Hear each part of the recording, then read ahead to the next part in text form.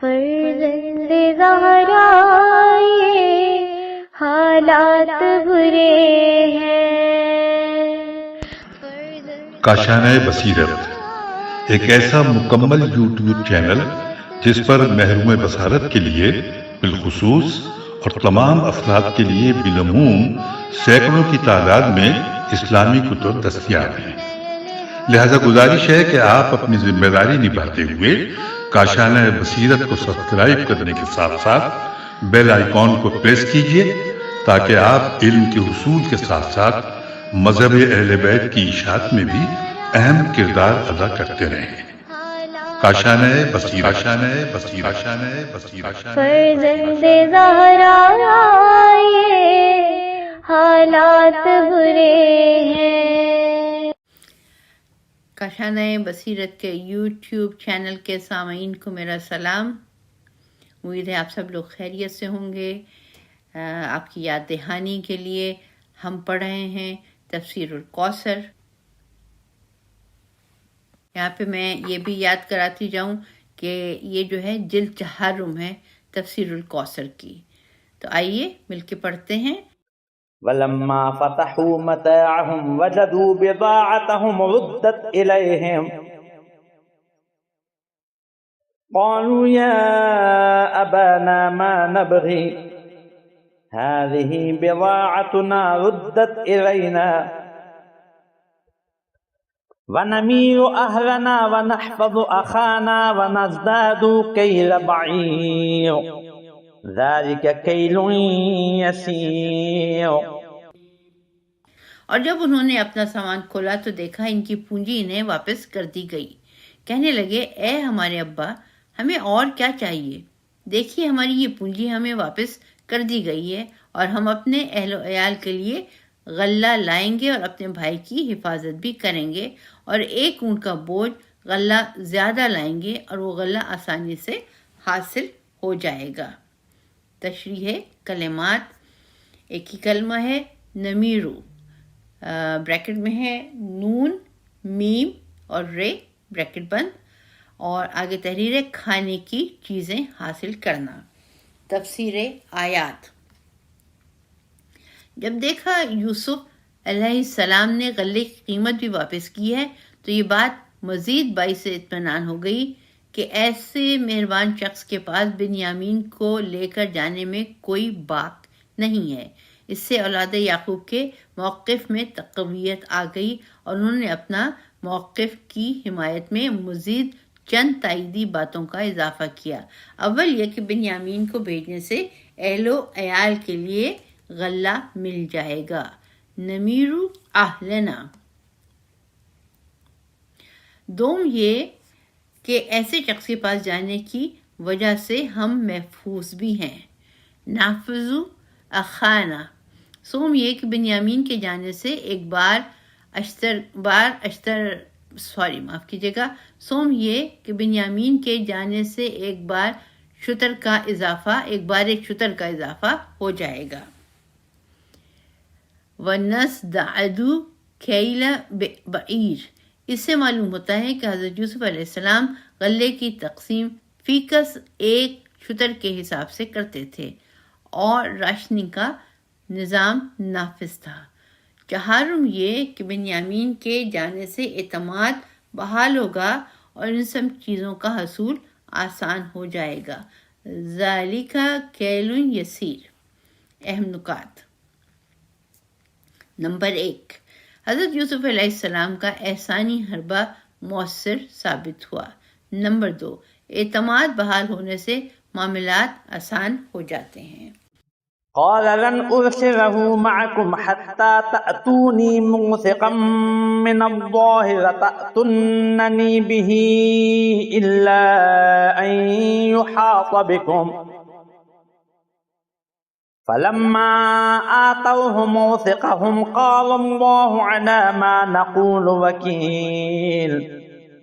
یعقوب نے کہا میں اسے ہرگز تمہارے ساتھ نہیں بھیجوں گا جب تک کہ تم اللہ کے ساتھ عہد نہ کرو کہ تم اسے میرے پاس ضرور واپس لاؤ گے، مگر یہ کہ تم کسی مشکل میں گھیر لیے جاؤ۔ پھر جب انہوں نے اپنا عہد دے دیا تو یعقوب نے کہا ہم جو بات کر رہے ہیں اس پر اللہ ضامن ہے۔ تفسیر آیات نمبر 1۔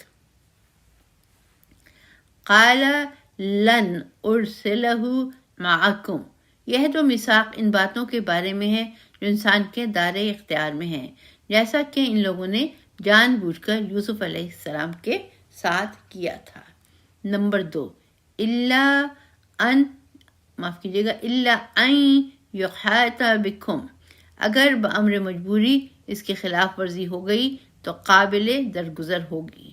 یہ استثناء ایک پیغمبری اور پدری شفقت ہے، کیونکہ اس زمانے میں کنعان سے مصر کا سفر خطرے سے خالی نہ تھا اور سفر بھی دراز تھا۔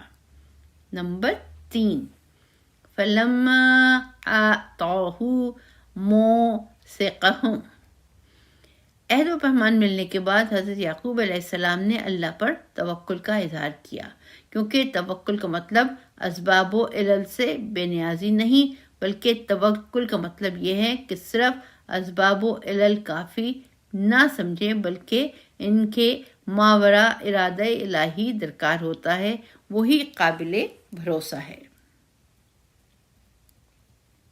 اہم نکات، 2 نکتے ہیں اس میں۔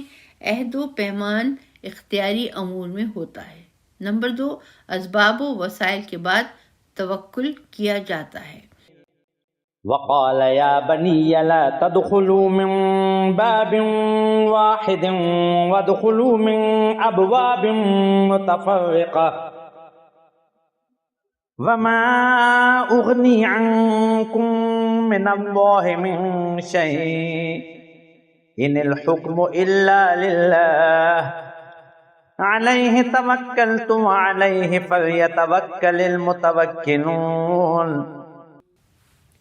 اور یعقوب نے کہا، بیٹو تم سب ایک ہی دروازے سے داخل نہ ہونا، بلکہ الگ الگ دروازوں سے داخل ہونا، اور میں اللہ کے مقابلے میں تمہارے کچھ بھی کام نہیں آ سکتا، حکم صرف اللہ ہی کا چلتا ہے، اسی پر میں نے بھروسہ کیا اور بھروسہ کرنے والوں کو اسی پر بھروسہ کرنا چاہیے۔ تفسیر آیات نمبر 1، لا تدخلوا من باب واحد، لا تدخلوا من باب واحد، یہ ہدایات شہر پناہ کے دروازے سے داخل ہونے کے لیے دی گئی تھیں یا دربار میں داخل ہونے کے لیے۔ آگے ہے سوالیہ نشان۔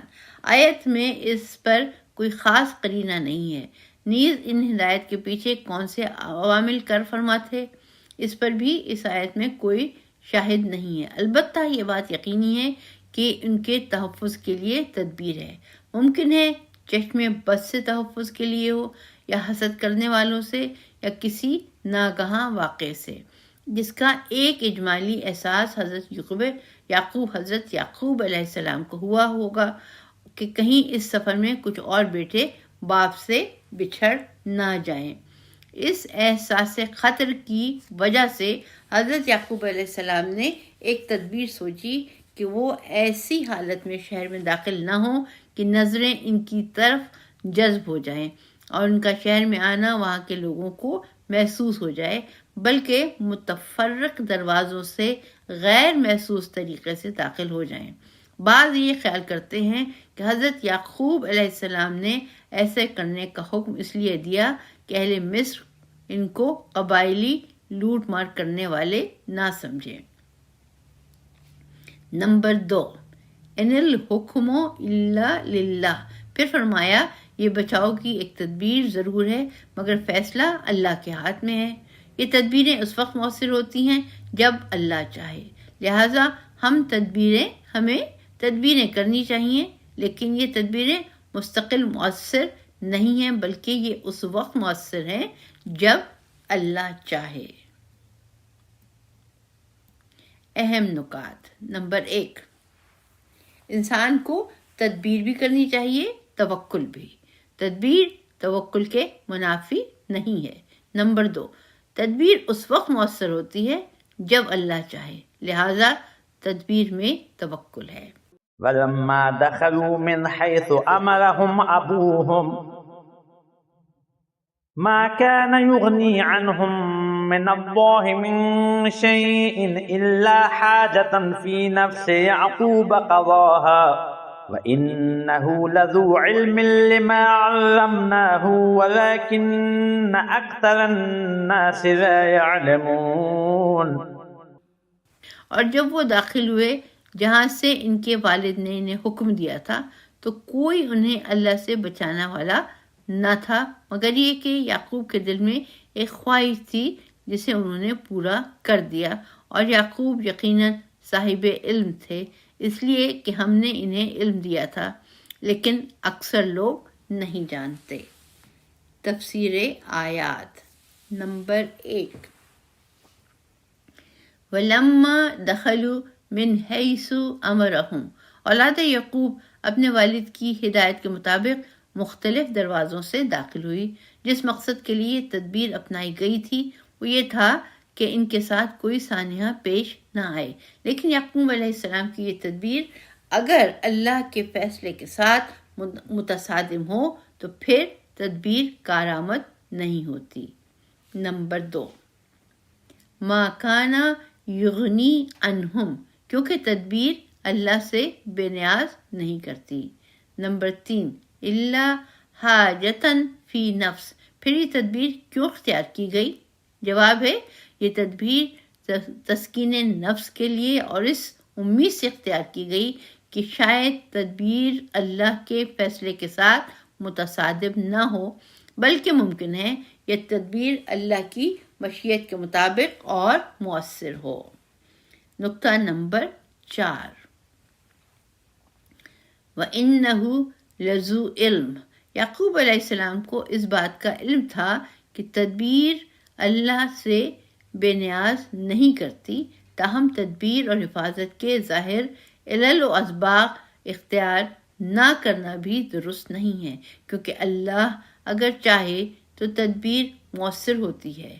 حضرت یعقوب علیہ السلام اس نقطے کو جانتے تھے۔ اہم نکات، بچاؤ کے لیے تدبیر اختیار کرنی چاہیے۔ ولما دخلوا على يوسف آوى إليه أخاه قال إني أنا أخوك فلا تبتئس بما كانوا يعملون۔ اور جب یہ لوگ یوسف کے ہاں داخل ہوئے تو یوسف نے اپنے بھائی کو اپنے پاس جگہ دی، کہا بے شک میں ہی تیرا بھائی ہوں، بس ان لوگوں کے سلوک پر ملال نہ کرنا۔ تفسیر آیات،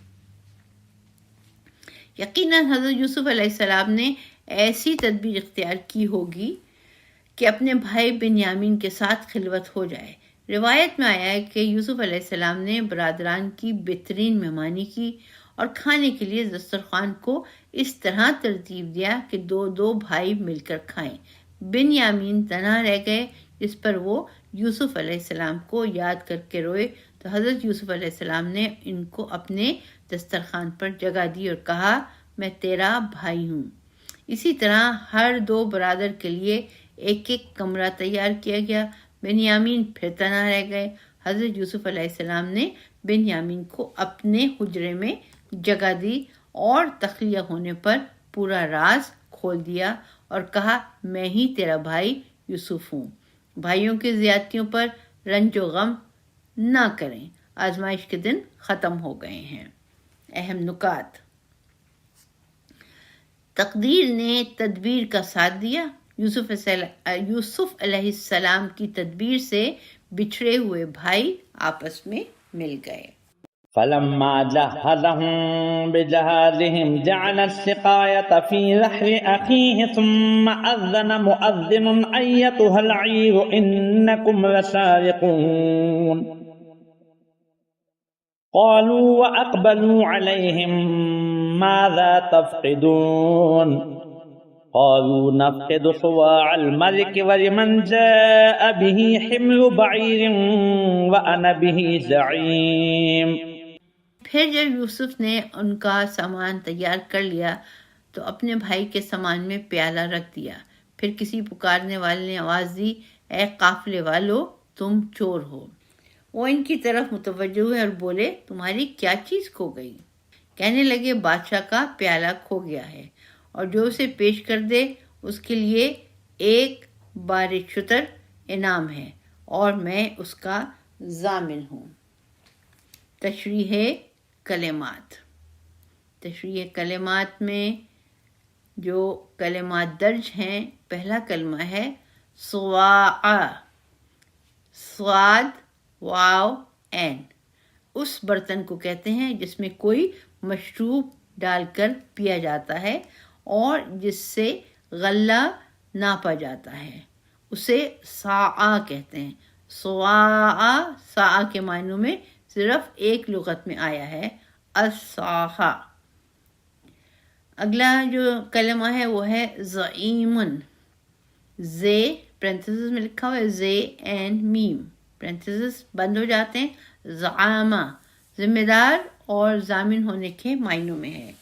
یہ اصل میں زعامت اور ریاست سے ہے۔ کفیل اور رئیس کو زعیم اس لیے کہتے ہیں کہ ان میں زوم و گمان کا بہت دخل ہوتا ہے۔ تفسیر آیات، اس میں پہلا نقطہ ہے فَلَمَّا جَهَّزَهُم بِجَهَازِهِمْ، اپنے بھائی کے سامان میں پیالہ رکھنا حضرت یوسف علیہ السلام کی طرف سے ایک تدبیر و حیلہ تھا جو غالباً دونوں برادران نے مل کر بنایا تھا، اور بنیامین وقتی خفت اٹھانے کے لیے تیار ہو گئے تھے۔ نمبر 2، انکم لسارقون، انکم لسارقون، ان کو سارق کہنا چونکہ پہلے سے بنیامین کے ساتھ طے تھا اس لیے کوئی حرج نہیں ہے۔ ثانیاً یہ کہ پیالہ آمدن رکھنے سے راز سے یہ آواز دینے والا واقف ہی نہ ہوگا، لہذا ممکن ہے کہ آواز دینے والا ان کو فی الواقعہ چور گمان کرتا ہو۔ نمبر 3، وَأَنَا بِهِ زَعِيمٌ، حضرت یوسف علیہ السلام کا قول ہو سکتا ہے۔ دیگر آیات سے معلوم ہوتا ہے کہ قافلہ واپس حضرت یوسف علیہ السلام کے دربار میں پہنچ گیا۔ اہم نکات، ایک نکتہ ہے ایک جائز مسئلے کے حل کے لیے حیلہ اپنایا جا سکتا ہے۔ قالوا تالله لقد علمتم ما جئنا لنفسد في الأرض وما كنا سارقين قالوا فما جزاؤه إن كنتم كاذبين قالوا جزاؤه من وجد في رحله هو جزاؤه كذلك نجزي الظالمين۔ قافلے والوں نے کہا اللہ کی قسم تم لوگوں کو بھی علم ہے کہ ہم اس سرزمین میں فساد کرنے نہیں آئے اور نہ ہی ہم چور ہیں۔ انہوں نے کہا اگر تم جھوٹے ثابت ہوئے تو اس کی سزا کیا ہونی چاہیے؟ کہنے لگے اس کی سزا یہ ہے کہ جس کے سامان میں مسروقہ مال پایا جائے وہی اس کی سزا میں رکھ لیا جائے۔ ہم تو ظلم کرنے والوں کو اسی طرح سزا دیتے ہیں۔ تفسیر آیات، نمبر 1، لقد علمتم ما جئنا، قافلے والوں کے جواب کے لب و لہجے سے معلوم ہوتا ہے کہ حضرت یوسف علیہ السلام کے گرد و پیش کے لوگوں کو اس بات کا علم ہو گیا تھا کہ یہ لوگ کس خاندان سے تعلق رکھتے ہیں، چنانچہ قافلے والے اپنی اس شناخت پر تکیہ کر کے بات کر رہے ہیں کہ تمہیں خود علم ہے کہ ہم زمین مصر میں فساد کرنے نہیں آئے۔ نمبر 2، قالوا فما جزاؤہ، پہلے سے طے شدہ پروگرام کے تحت پوچھا گیا کہ اگر تم جھوٹے ثابت ہوئے تو اس کی کیا سزا ہونی چاہیے۔ نمبر 3، جزاؤہ من وجد فی رحلہ، حضرت یوسف علیہ السلام کو علم تھا کہ اس کا کیا جواب آنے والا ہے، کیونکہ شریعت ابراہیمی میں چور کی سزا یہ تھی کہ صاحب مال چور کو اپنا غلام بنا لے۔ فبدأ بأوعيتهم قبل وعاء أخيه ثم استخرجها من وعاء أخيه كذلك كدنا ليوسف ما كان ليأخذ أخاه في دين الملك إلا أن يشاء الله نرفع درجات من نشاء وفوق كل ذي علم عليم. پھر یوسف نے اپنے بھائی کے تھیلے سے پہلے ان کے تھیلوں کو دیکھنا شروع کیا، پھر سے اپنے بھائی کے تھیلے سے نکالا. اس طرح ہم نے یوسف کے لیے تدبیر کی، ورنہ وہ شاہی قانون کے تحت اپنے بھائی کو نہیں لے سکتے تھے، مگر یہ کہ اللہ کی مشیت ہو، جس کے ہم چاہتے ہیں درجات بلند کرتے ہیں، اور ہر صاحب علم سے بالاتر ایک بہت بڑی دانا ذات ہے. تشریح کلمات. کلمہ لکھا ہے دین، پرنتھسز میں ہے دال چھوٹی ہے اور نون، پھر پرنتھسز بند ہو جاتے ہیں. آگے تحریر الدین بمانی اطاعت و جزا کے بھی ہیں اور بمانی شریعت بھی آتا ہے. چنانچہ اس آیت میں دین بمانی نظام اور قانون کے آیا ہے. اس سے یہ بات واضح ہو جاتی ہے کہ دین چند رسوم و عقائد کا نام نہیں ہے جیسا کہ جاہلیت نو کا خیال ہے، بلکہ دین قرآنی اصطلاح میں ایک نظام حیات کا نام ہے. تفسیر آیات. نمبر 1، فَبَدَأَ بِآیَاتِهِمْ قَبْلَ وِعَاءِ. تدبیر پر نہایت ہوشیاری سے عمل کیا جا رہا ہے. حضرت یوسف علیہ السلام کو علم ہے کہ پیالہ اپنے بھائی کے تھیلے میں ہے، مگر تلاشی کی ابتدا دوسرے بھائیوں کے تھیلوں سے کرتے ہیں تاکہ کسی سوچی سمجھی تدبیر کا کہیں شائبہ نہ ہو جائے. نمبر 2، کذالک کدنا لیوسف. اس قید کو، تدبیر کو اللہ نے اپنی طرف نسبت دی ہے، ہم نے یہ تدبیر بنائی تھی. ممکن ہے یہ تدبیر وحی یا الہام کے ذریعے حضرت یوسف علیہ السلام کے ذہن میں ڈالی ہو. لفظ قید کا لغوی معنی ہیلا سازی ہے. یہ اور مکر کا لفظ جب بندوں کی طرف منسوب ہوتا ہے تو فریب اور دغابازی مراد لی جاتی ہے، اور جب اللہ کی طرف نسبت دی جاتی ہے تو حسن تدبیر مراد لی جاتی ہے. نمبر 3، ما کان لیاخذ اخاہ. اس تدبیر کی ضرورت اس لیے پیش آئی کہ حضرت یوسف علیہ السلام کے پاس اپنے بھائی کو اپنے ساتھ رکھنے کا اور کوئی بہانہ نہ تھا، کیونکہ حضرت یوسف علیہ السلام کے لیے درست ہی نہ تھا کہ وہ شاہی قانون کے مطابق عمل کریں. وہ پیغمبر ہیں، الہی قانون پر ہی عمل کریں گے. اگرچہ یہاں بنیامین حقیقتاً چور نہیں ہے، لہذا سزا بھی حقیقی نہیں تھی، تاہم ظاہری طور پر بھی ایک رسول کے لیے ممکن نہ تھا کہ وہ الہی قانون کو چھوڑ کر شاہی قانون پر عمل کرے. رہا یہ سوال کہ حضرت یوسف علیہ السلام کا حکومت میں دخل ہوتے ہوئے شاہی قانون کس طرح نافذ تھا. اس کا جواب یہ ہے کہ قوانین کا نفاذ اور تبدیلی نظام ہمیشہ تدریجاً ہوا کرتا ہے. ابتدا میں رسول اسلام صلی اللہ علیہ وآلہ وسلم کے لیے بھی ممکن نہ تھا کہ بیک جنبش قلم تمام جاہلی قوانین کو ختم کر کے اسلامی قوانین نافذ کریں. نمبر 4، وفوق کلی ذی علم. ہر صاحب علم سے بالاتر زیادہ جاننے والا ہوتا ہے. علمی درجات کسی حد پر نہیں رکتے، ہر عالم سے بالاتر ایک عالم ہوتا ہے، یہاں تک کہ اللہ کی ذات پر جا کر یہ سلسلہ رک جاتا ہے.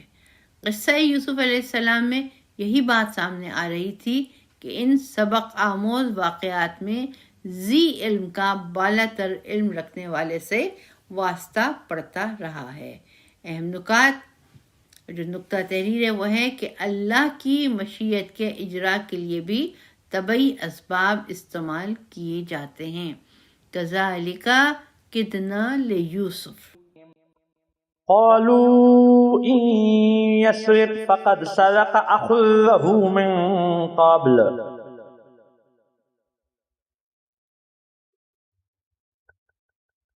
فأسرها يوسف في نفسه ولم يبدها لهم قال أنتم شر مكانا والله أعلم بما تصفون.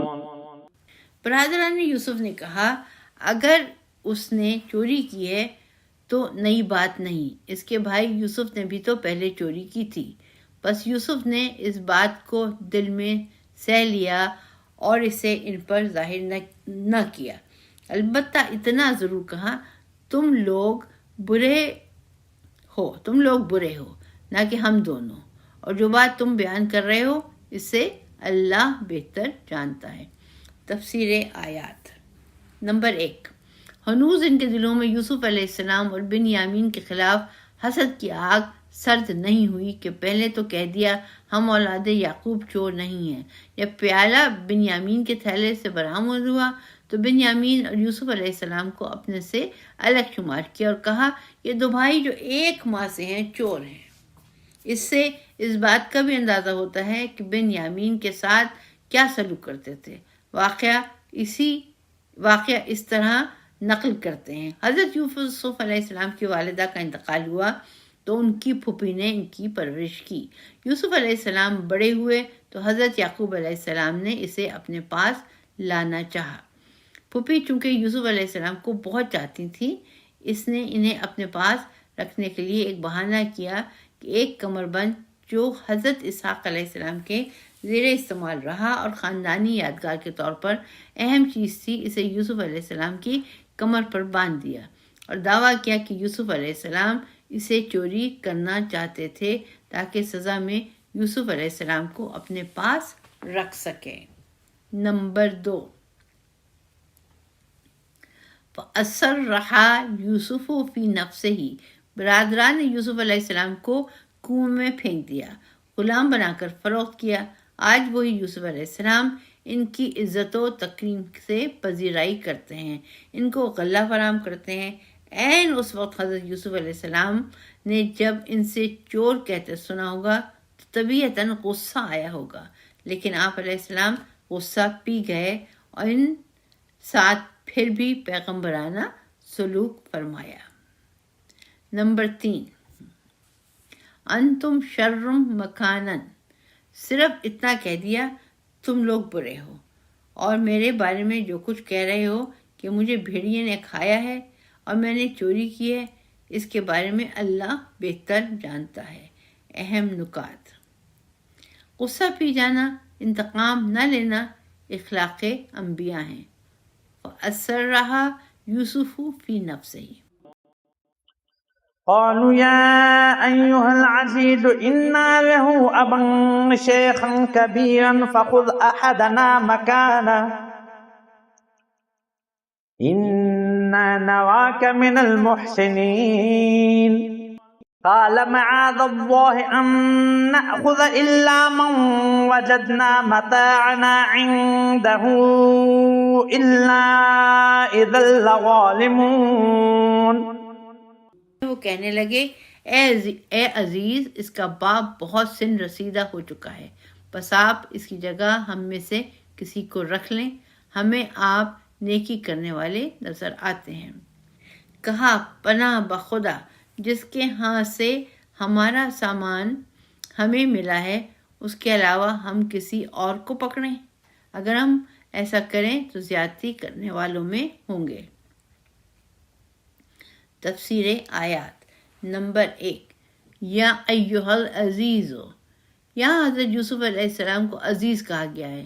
اس سے یہ بات واضح ہو جاتی ہے کہ حضرت یوسف علیہ السلام مصر میں ایک ایسے منصب پر فائز تھے جسے مصری اصطلاح میں عزیز کہتے ہیں، جو تقریباً سرکار کے قریب المعانی ہے. اسے معلوم ہوتا ہے کہ حضرت یوسف علیہ السلام الملک پرنتھس میں لکھے بادشاہ تو نہیں تھے. اس کے بعد کا منصب حضرت یوسف علیہ السلام کے پاس تھا جسے عزیز کہتے ہیں. نمبر 2، فَخُذْ أَحَدَنَا مَكَانَهُ، فخذ احدنا مکانہ، اولاد یعقوب کو وہ عہد و میثاق یاد آتا ہے جو انہوں نے اپنے والد سے کیا ہے، لہذا وہ کسی دوسرے کو بنیامین کی جگہ رکھنے کی درخواست کرتے ہیں۔ نمبر 3، قال معاذ اللہ ان ناخذ، حضرت یوسف علیہ السلام بنیامین کو چور نہیں کہتے بلکہ یہ تعبیر اختیار کرتے ہیں جس کے ہاں سے ہمارا سامان ملا ہے اسے چھوڑ کر کسی اور کو پکڑنا ظلم ہے، اسے توریح کہتے ہیں، جو مصلحتاً امر واقع کو چھپانے اور صریحاً جھوٹ نہ بولنے سے عبارت ہے۔ مثلاً غیر مستحق آپ سے پیسہ مانگے تو آپ توریہ کریں گے، میرا ہاتھ خالی ہے، اس سے سائل سمجھے گا آپ کے پاس پیسہ نہیں ہے، جبکہ آپ اپنے ہاتھ کا قصد کر رہے ہیں جو واقعاً اس وقت خالی ہے۔ ایسا کرنا ضرورت کے تحت درست ہے۔ اہم نکات: جن برادران نے حضرت یوسف علیہ السلام پر ظلم کیا تھا آج وہ خود گواہی دے رہے ہیں کہ آپ علیہ السلام نے ہمارے ساتھ نیکی کی ہے، معاف کیجیے گا، آپ نے ہمارے ساتھ نیکی، انا نراک من المحسنین۔ فلما استيئسوا منه خلصوا نجيا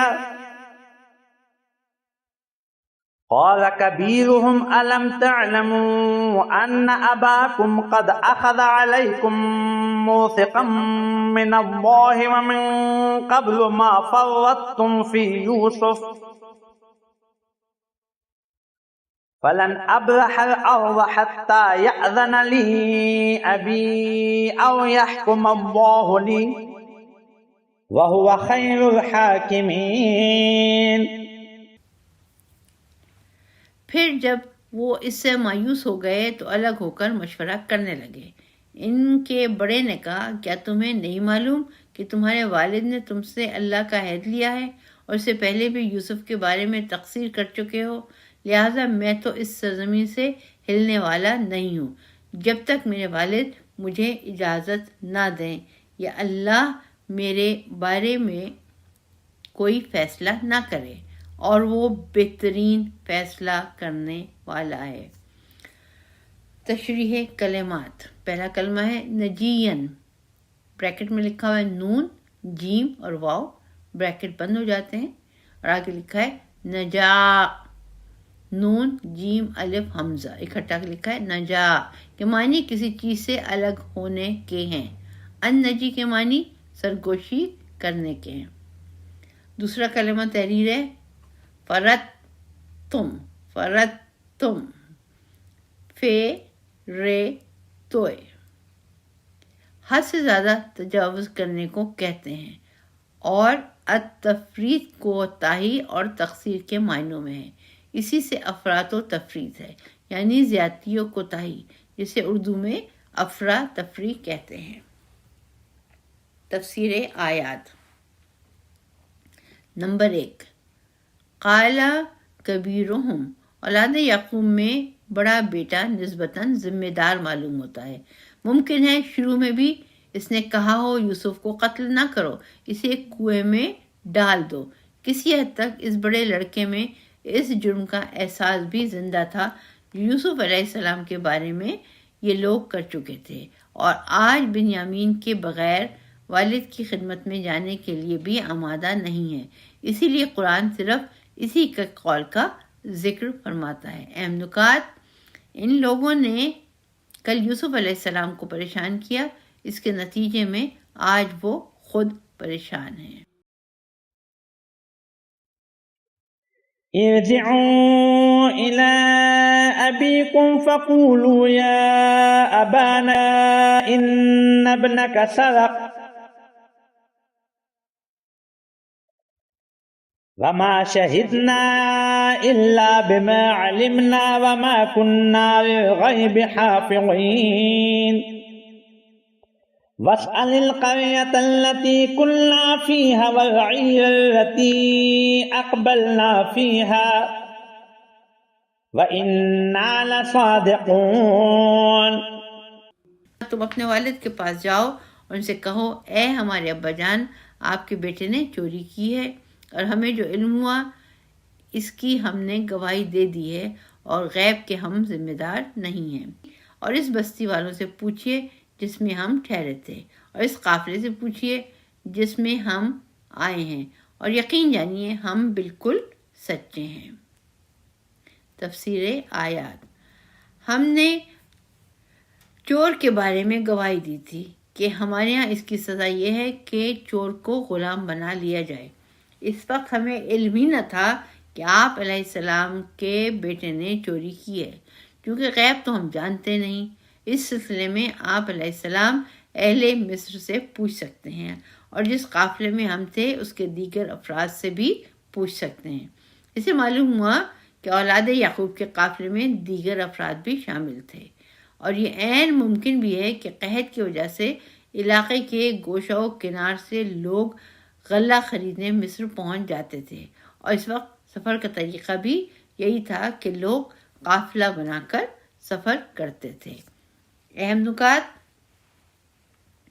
ان لوگوں نے یوسف علیہ السلام کے بارے میں جھوٹ بولا تھا، اب یہ لوگ سچ بولتے ہوئے بھی ڈرتے ہیں۔ اس پہ ہم آج کی ریکارڈنگ کا اختتام کریں گے۔ میں آپ سے اجازت چاہوں گی۔